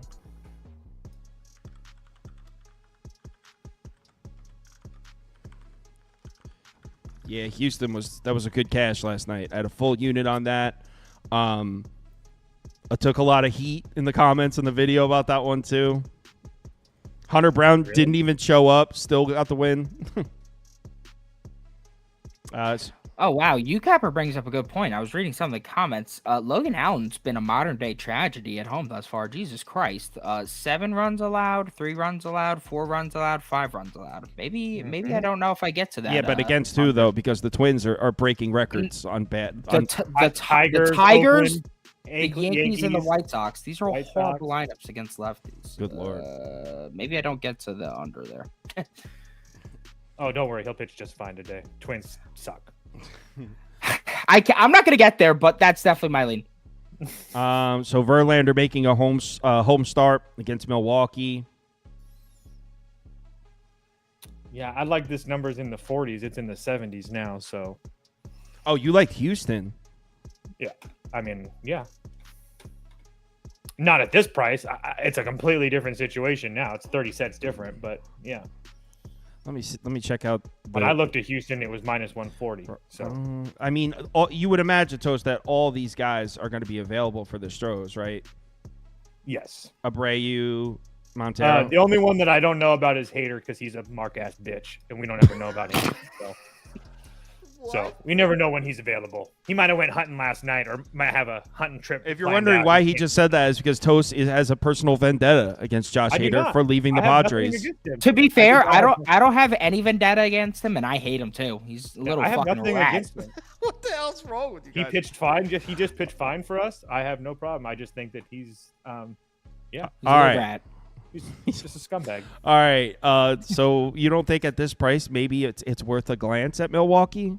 Yes, now I do 100%. Yes. So, like I said, last night when I went to bed, Houston was like -140. I woke up to see this, and everything has changed. So, Yeah. Milwaukee. I don't know if I want to step in front of Houston playing the way that they are. I know. That's what I'm saying. That's your question. But I do think, again, can Bryce Wilson pitch well? Because that's the question. Because he's been decent. I know. But on the road, hasn't faced any true competition really this year so far. Only Pittsburgh and Kansas City. So that's where, that's where it kind of starts to get a little bit dicey here. But he's also going to have the full complements of that Milwaukee bullpen as well. A Milwaukee bullpen that I trust for the most part. I'm not going to stand on the table and say that they're one of the better units in the league. But again, and then you have Houston with Verlander on the mound, who I will give you has looked pretty damn good. But at home, at Cleveland, 7 innings, 6 hits, 2 runs. All these starts that he's that he's made this year and going back to last year have all been on the road. They saw Hader yesterday. They saw Abreu for 20 pitches. Montero went 16. Again, they're going to be available, but I think the value is all on Milwaukee. Whether I get to the window or not is another question. But there's no way I can play Houston at this price. Yeah, I'm trying to. This is where it gets scary when you start looking at Houston's hitting numbers down here, because they really are. I don't want to say back, but they're hitting. They're hitting. Yeah, they're back. Really, it is. I'm sorry to interrupt. Really, what it is, dude, against the bullpen, you could put any bullpen out there. They're gonna kill your bullpen. Yeah. They're bullpen killers right now. So I'll write down Brewers as a maybe, but you know what? Guys, what about a Brewers team total over? That way, if the Astros put up 9 runs, I'm safe. Ooh, it's at 3.5 even money too. That's what I'm saying. That's toast jam. That's toast jam right there. Take the underdogs. Money, the underdogs team total yeah. on over. He likes that shit. And the road team, so you get the 9 full at bats. Yeah, you're just talking me into it right now. Let's do it. Come on. Hit this number in 1, 2, 3, 4, 5, 6, 7, 8 of their last 10 games. Sign me up, baby. All right, so Milwaukee team total over 3.5. All right, put it on the screen. I'm just gonna make it huge because it sounds like me and Toast are both betting it.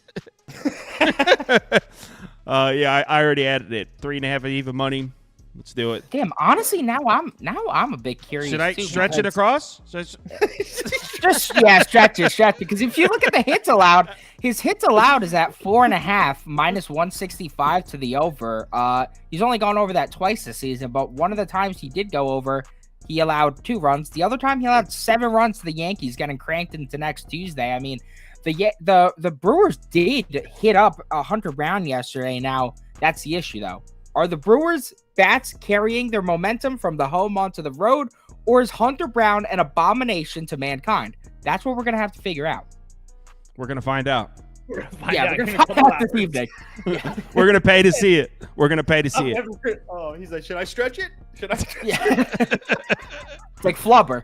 All right, so Brewers team total over the whole crew. Hey, if you're to advanced metrics, Mr. Verlander's got a 5.10 FIP and a 5.14 xFIP this year. Don't get Beaver started. Candidate. Don't get Beaver started on expected FIP. Don't get him started on bat speed. I don't know why I thought that was so funny. What about swing length? The beginning. Have you been playing around with that? No. The beginning of your last podcast episode, it starts off and you're like, so let's get right into the nitty gritty. Let's talk bat speed. Me and Andy rewound it like 5 times. Like, so let's get right into the nitty gritty. Let's talk bat speed. I hate you guys so much. We had a good laugh. We did listen to the whole thing. It was a good episode, though. No, I know. Yeah. So Red Sox, but like that open thing. Oh, what a wild line to open a podcast with. So let's get right into the nitty gritty. Let's talk bat speed. All right, Red Sox Cardinals. Probably we agree on this one. So I did a video on this one last night. Yeah. Well, I said run line though at the plus 110. You said money line, but same bet. Just. Yeah. I can't tell. Do you think it's a bit too square almost, or you think like with the way the Cardinals are hitting? No, it's not Toast. Don't listen to Toast. No, it's fine. I'm honestly a bit scared with the way, I just can't get these Cardinals right, man. I'm going to stick to what I said yesterday. I'm banning these Cardinals. I'm not actually betting these Cardinals games. I'm not betting them. I hate them. They have actually put PTSD in my brain. I'm sick in the brain. They've mentally scarred me. I can't deal with the Cardinals anymore. They do the exact opposite of what I want them to. I can't do it anymore. I'm Boston first 5 or pass. But if I were to actually bet it, I would ruin your bet, Kyle, because the Cardinals do the opposite of what I want them to. So see, what's happening right now? What's happening right now is I passed Beaver the ball, and he passed up an open look, and he passed it back. So I'm going to take the shot. See, what you're not seeing is the fact that I have a little thing in my eye. I can't see the basket well. I'm passing it back to you. All right, it's unselfish ball. Cutter Crawford historically much better on the road. We know that. Look, the Cardinals lineup is definitely getting hot without a doubt, but still, even with that taken into consideration, you cannot deny the fact that we have the significant starting pitching advantage here. Michaelis has been getting rocked, and more specifically, he's been getting rocked at home. So we have such a huge starting pitching advantage in this one. And look, we could sit here and poke holes in the Red Sox lineup. Yeah, they got cold there. But you know what? They just got to Kyle Gibson last night. They just got to Zach Littell the night before that. So that's 2 nights in a row where the Red Sox tagged up a righty starter. Now you're going to give me Michaelis, who's been getting crushed at home every outing. Even if you think the Cards bats are hot and they're going to get to Crawford, okay, you cannot tell me that Michaelis is going to shut down Boston. No way. So if you don't like this, maybe a first 5 over. How about that? Toast, spew your Cardinals bullshit. So Cardinals money line for me at the short price. I was hoping to get it at plus 100. So what you can at some books, at Caesars, you can get it at plus 100. But yeah, like Kyle said, this Cardinals lineup starting to slowly heat up a little bit, winning 4 of their last 5. And personally, I'm just at a point where if you're going to give me this home team at plus money that I think that is playing just as good against a Boston team that I think is kind of figuring out their way down. Yes, Boston is scoring runs, but they're also giving runs up at a crazy rate as well. I just don't think that Michaelis is going to be that bad as he has been at home. I understand getting hit up by the Mets at home, getting hit up by Milwaukee at home, but the previous start before those two, you had a decent start against those Philadelphia Phillies that are a pretty decent ball club. Went 6 2/3, gave up 2 hits and 2 runs. So if Michaelis doesn't get absolutely shelled here, I think this is more of a coin flip than everybody gives him credit for. So I'll take the home team at plus money with probably most people on the other side. As far as the full game, I'm not completely opposed to fading the Boston bullpen. So I think it's realistic that we could both cash. Touché. And the Cardinals, and speaking of the late innings, so these 2 bullpens themselves on paper aren't that different, but these offenses, so the offenses against bullpens, Cardinals are like top 6 in the MLB in the last couple of weeks, and Boston's one of the worst. So from inning 6 on, the Cards have been scoring runs and the Red Sox haven't, which means there's even more of a chance that we could both cash this. All right. So UCapper dropped the bar in the comment. 1 and 8, Mr. Michaelis is on the first 5. I saw that. Yeah. And he's dipping out. So Mr. UCapper, thank you for stopping by. Have a great day, Queen. Send me a text. Let me know what days you're available so we could set it up. A lot of times I don't know what days, and then he's in the comments like, oh shit, he could have came on. I don't know what days you're available, so just let me know beforehand. Angels Rangers. Man, this was not only did we all hit a real nice plus money, but it wasn't even a sweat. They beat the hell out of them. It was awesome. Sensational. That was sensational. Yeah. So here we are again. Angels, Rangers. They're making the Rangers favorites with Arena on the mound, even though Toast even tweeted out. This is how much he doubled down on the take. He tweeted it out that Arena is back. I mean, is he not? You tell me. You betting the Rangers? I mean, looks back. I'm not betting the Rangers because they can't hit. So but it's not I do that think bad. The Arena pitch as well. No, that has nothing to do with it. I mean, we can play Angels. You know what? What is it? Angels team total under 3.5. How do you like that for back, buddy? No, but in all honesty, it would be Angels or pass for me. I do think that Urena is pitching. The reason I made that comment is because he's been known as an absolute gas can, just like one of the worst pitchers ever. And now he's came back-to-back starts to start this season this year on the road and went 5 innings against Oakland. Again, I understand that Oakland, when you say it doesn't look good, but they were hitting well at that time. And then on the road at Colorado, again, Colorado, I understand isn't that good, but at the same time, if you go 6 innings in Colorado, you're going to be all right by me. So again, my point is that I just think that he's pitching a lot better than people give him credit for. That said, the Rangers aren't hitting in any way, shape, or form right now. And again, I keep on pounding the table with this. The Rangers are not a good baseball team this year, guys. Again, 3-7 their last 10, 10-10 their last 20, 15-15 their last 30. They are barely a 500 baseball team. There's no reason they should be laying minus 140 at home or on the road. It doesn't really matter. Patrick Sandoval had 1 start against these guys, or had 2 starts against these guys in 2023. He only went 5 innings. It wasn't very good. He gave up like 5 runs. But again, I just don't think that Texas should be laying this number. So it's Angels or pass for me. Prop Beaver, didn't you say one time that Patrick Sandoval has actually pitched well in Texas, or am I mixing him up with somebody? Well, I don't know if I ever said that distinctly, but no, I'm sorry. It was Tyler Anderson. That that was yesterday, and that's why it's fresh in my head. Ball out, but yeah, Patrick Sandoval has pitched relatively well against this Texas team before. I mean, last 4 starts, 2 runs, 2 runs, 4 runs, 0 runs. In my opinion, I would take. I know it's a bit juiced, but I'll take Sandoval under 2.5 earned runs allowed at minus 135 on Bet 365. I mean, until this Texas team shows me they could hit a left-handed pitcher, I'm going to take anything over. If it's at 2.5, I'm taking it against them. I mean, Jesus Christ, this is insane now. Tyler Anderson came into your crib and threw 7 innings of 1-run baseball. You should be ashamed of yourselves, Texas. Ty Block, 5 innings of 1-run baseball. Austin Gomber, 6.2 innings of 1-run baseball. Alex Wood, 0 runs. Daniel Lynch, 0 runs. We've now seen the last 5 of 6 lefties to face the Texas Rangers, hold them to 1 or less earned runs, and most of these guys are scrubs. The only guy they got runs off of was JP Sears, who they faced for the 2nd time this season. So, yeah, I mean, Patrick Sandoval also coming off of a bad start against KC. He's a guy who typically tends to bounce back. He's also been a bit worse at home this season. If you look at home, he's over 3 of 4 starts, averaging 3.3 earned runs allowed.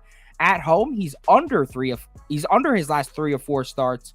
And that number's inflated just because he allowed 7 runs at Cincy, but 2 runs allowed at Miami, 1 run allowed at Tampa, which is an extremely hard place to pitch, 0 runs allowed at Pittsburgh, which I had backed him and he cashed out for me. So I'm going to back him at Texas here because I think this is a good spot for him to pitch well.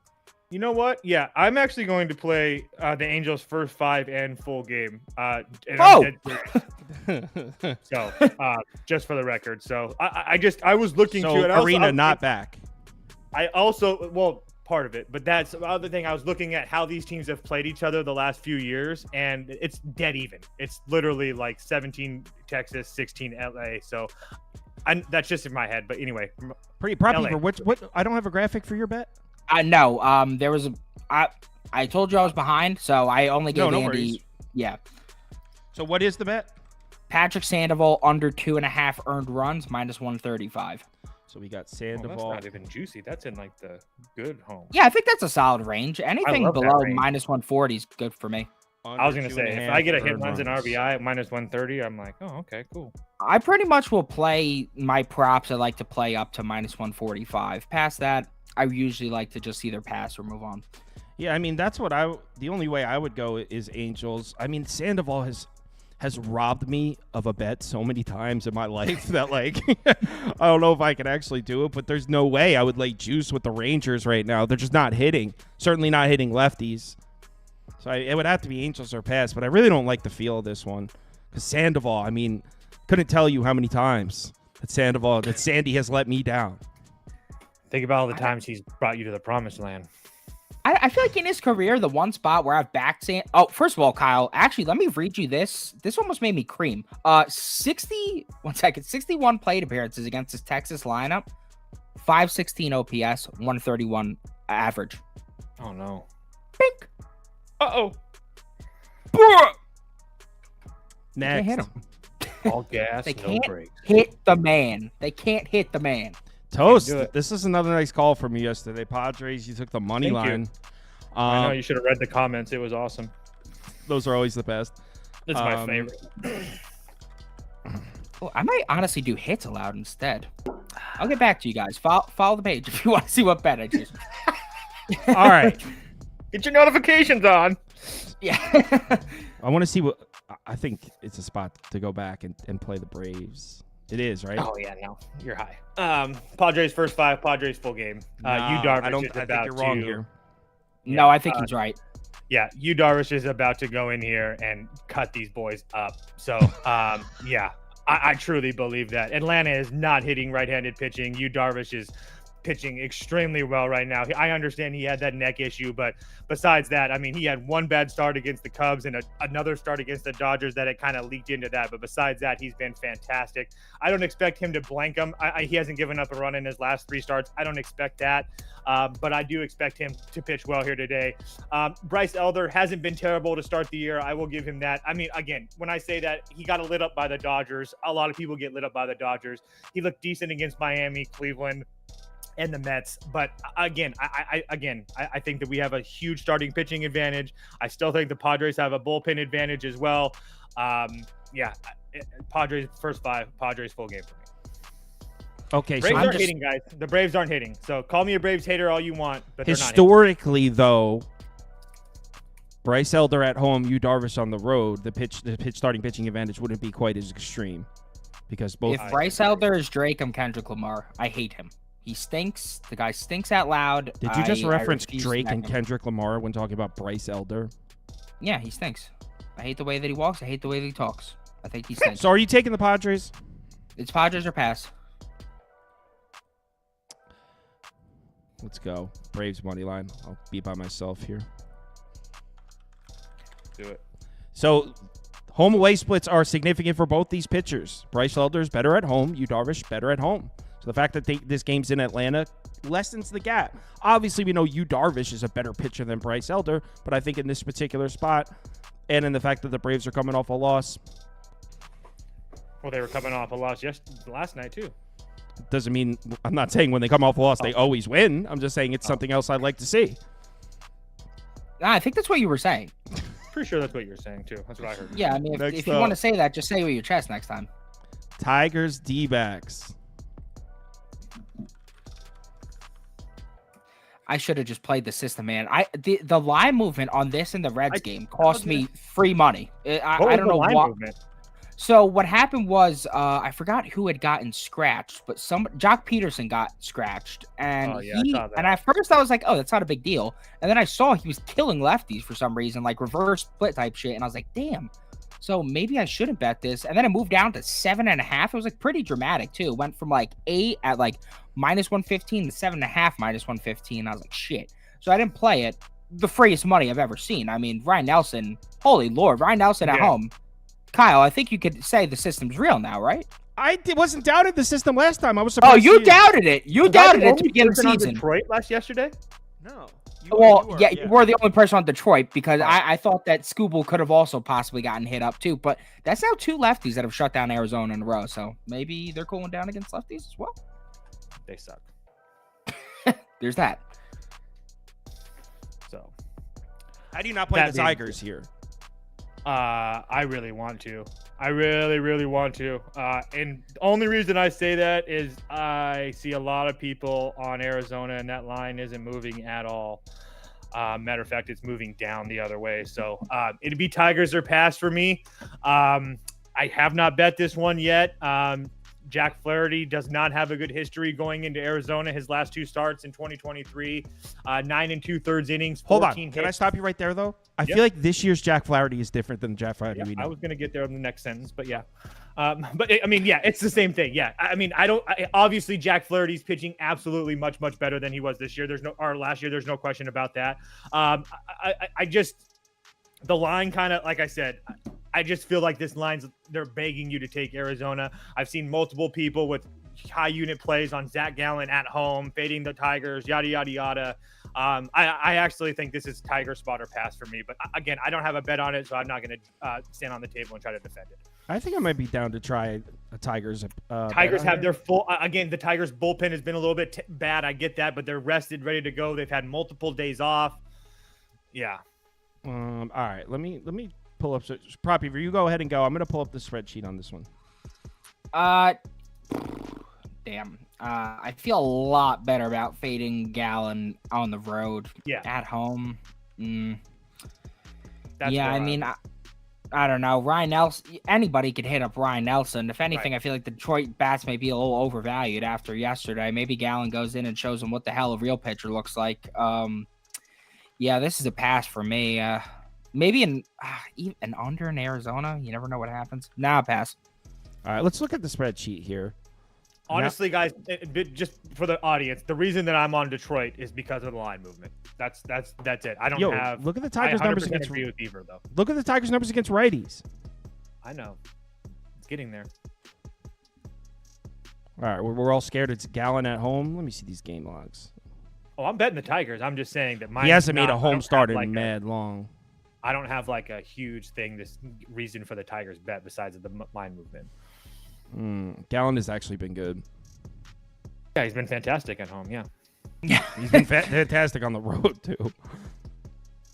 I wouldn't know about that. All right, I'll put the Tigers up.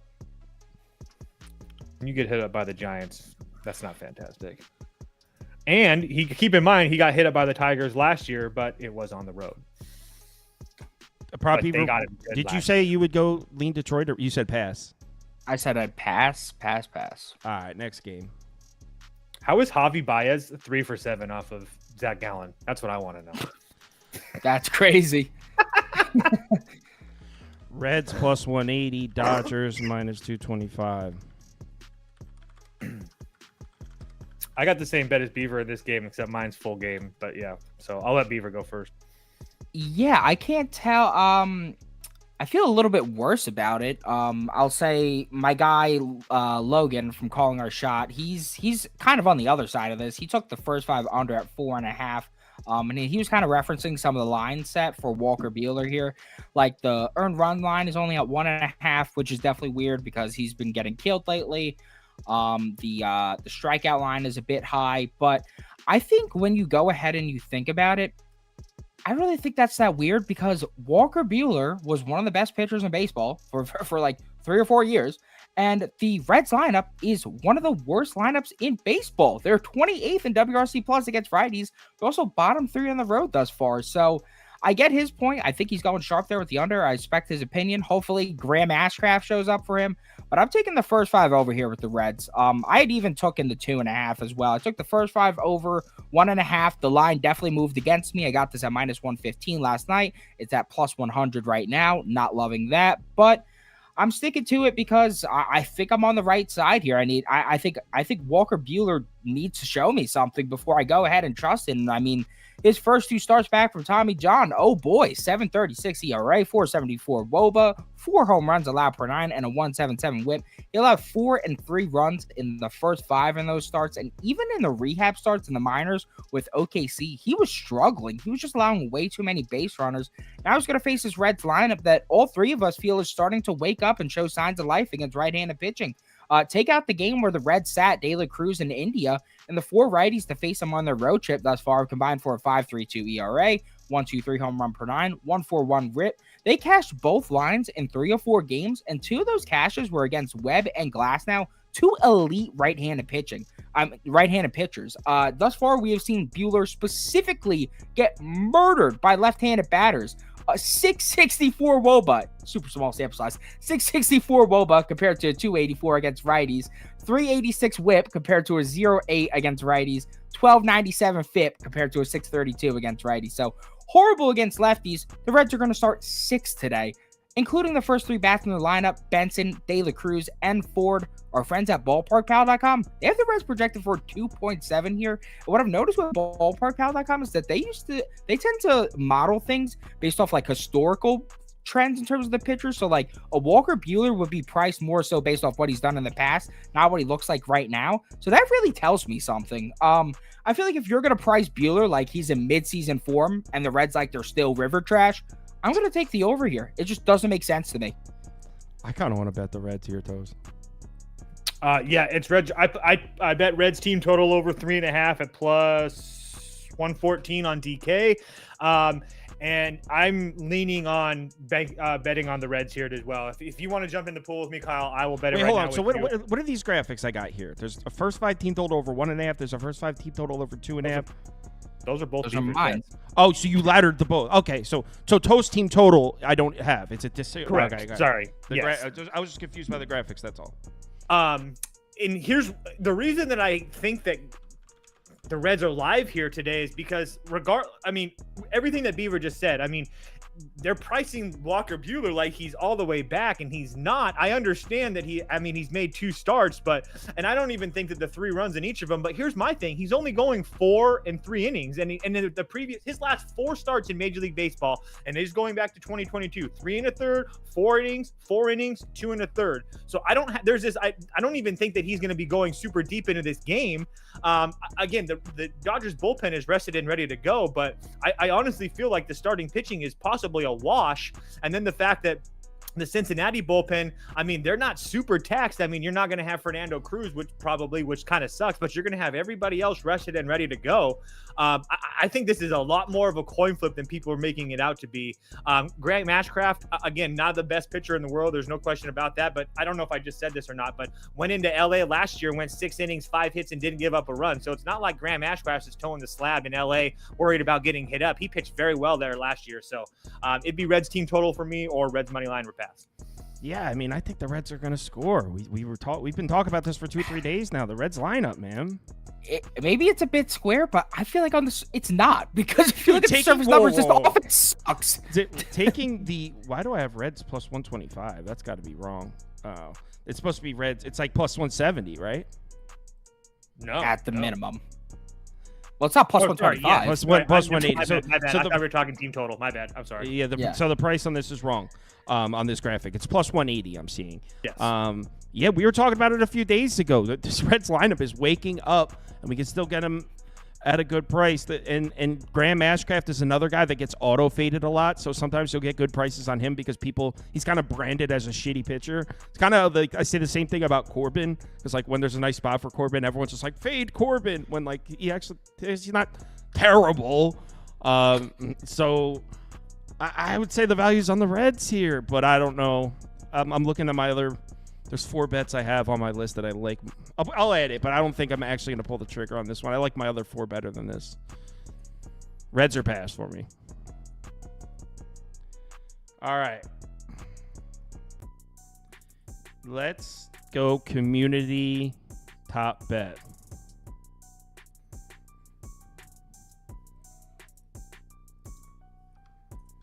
So we got Yankees minus 1.5. By the way, the community top bet did hit yesterday. Oh, that's tight. It was Yankees minus 1.5 at minus 130, but it did hit. Mariners, Orioles 1-9. Go ahead and cast your votes.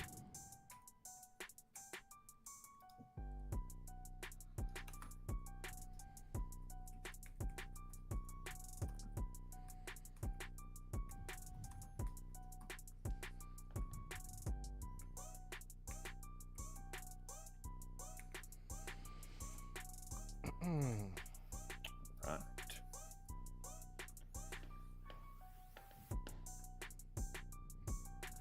We got 2 Game 7s tomorrow. Knicks and who else? Nuggets, Timberwolves.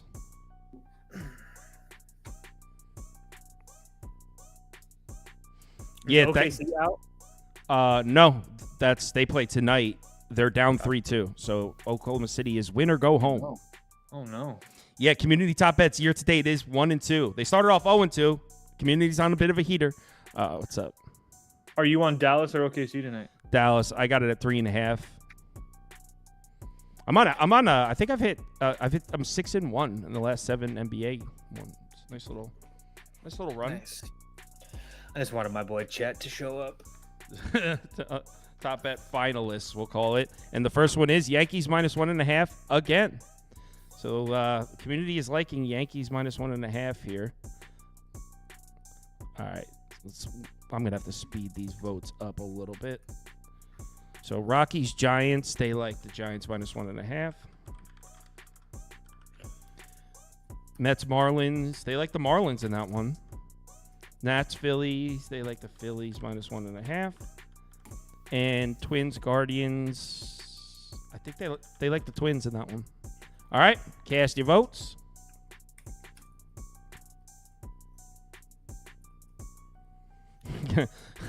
John Bender, Kyle, sorry for your loss. Oklahoma City wins.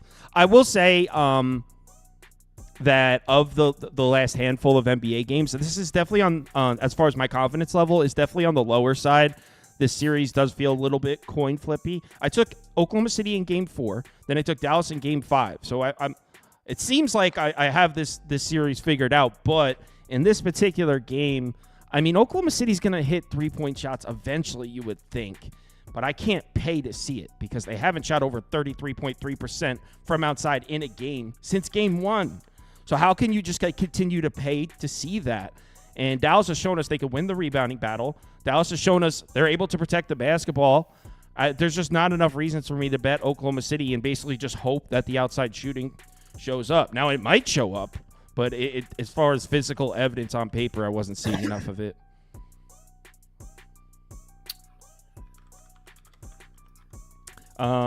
Red Sox, Cardinals. What did they like in that game? Oh, the Red Sox probably with Crawford on the mound. I don't know. I saw a ton of Cardinals. All right, let's put Cardinals up. All right, Angels, Rangers. Probably Angels, the way the Rangers have been playing. Cast your votes for the third finalist. I just sent you an underdog, by the way.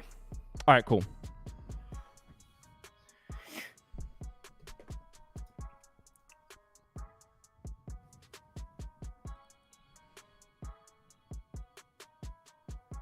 For the community, I will parlay the top bet with Oklahoma City money line.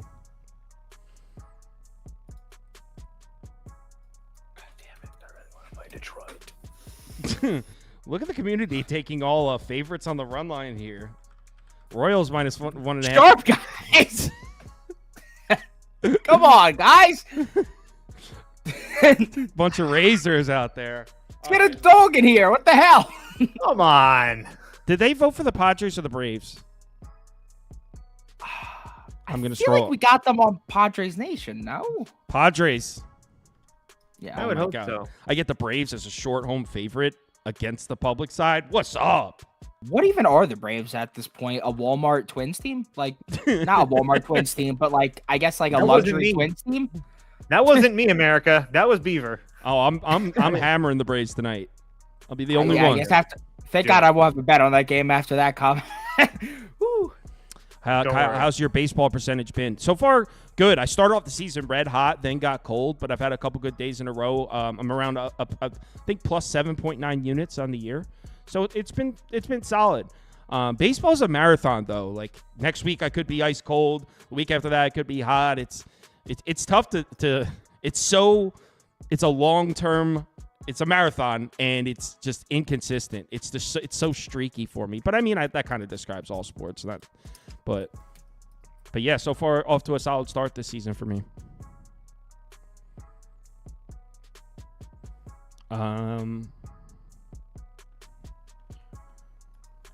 It looks like Dodgers -1.5. So let's see the finalists. Here it is. What's the community top bet? I'm going to even put it in the title of the poll. Community top bet. We got Yankees -1.5. Phillies -1.5. Royals -1.5. And Dodgers -1.5. 5 favorite run lines from the community. But you know what? They made the community top bet, the Yankees -1.5 last night, and it hit. So maybe we should listen to the community on this. What's the top bet, community?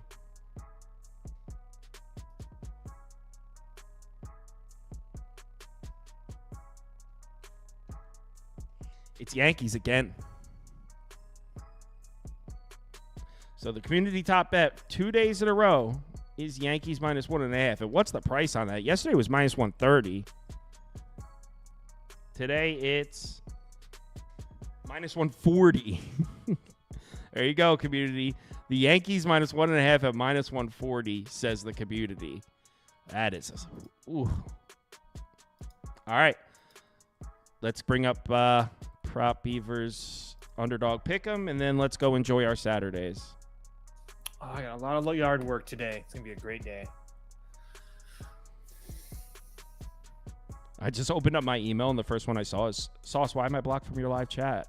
I don't think I don't think I have anybody blocked. I'll check it out. I mean, Probably for a reason. No, the only people I would block were people that just keep spamming the same thing over and over again. Hey! All right, Prop Beaver, go ahead. Yeah, so for this one, we got Goda Imanaga, over 7 Ks. I think it's a beautiful spot for him today against a very K-heavy Pittsburgh lineup. Does it suck that O'Neal Cruz is out of the lineup today? Absolutely, but guess who we got in the lineup today? Mr. Joey Bart, so we'll take that. Fair trade-off. We got the lower for Luis Castillo. The books, in my opinion, are pretty heavily suggesting that he gets hit up here. Does it suck that Mountcastle is out? Yes, but he's not exactly a righty killer anyway, so I still think that they get to him. In terms of Patrick Sandoval, I think he has a good game today. They didn't have his earned runs allowed. They have his hits allowed. I like that as well. I think he limits the hits. I think he limits the runs. Until Texas shows me they have any sign of life against any form of a lefty, I'm going to keep fading them. So those are our 3 picks today. Hopefully I could cash for you guys. If you don't have an Underdog Fantasy account, it's available in any state highlighted in this map. So if you're in one of the states highlighted in yellow, head over to the website or download the app Underdog Fantasy. When you make your account, make sure you use the promo code BET, B-E-T. That'll get you a $100 deposit bonus match. So if you deposit $100, they will give you a free $100 to play with. Let's have ourselves a good Saturday. Thanks, as always, for watching. I'm posting my MLB bets on the site right now. I'm going to do it. Just literally hit end stream and post them. These guys probably already have stuff up there. Mine's coming right now. Cool. So, yeah, Toast has posted it up too. As far as tomorrow, it'll be same time, 11 a.m. For some Sunday action. So, see you tomorrow, same time. Remember to bet responsibly today, guys. Later.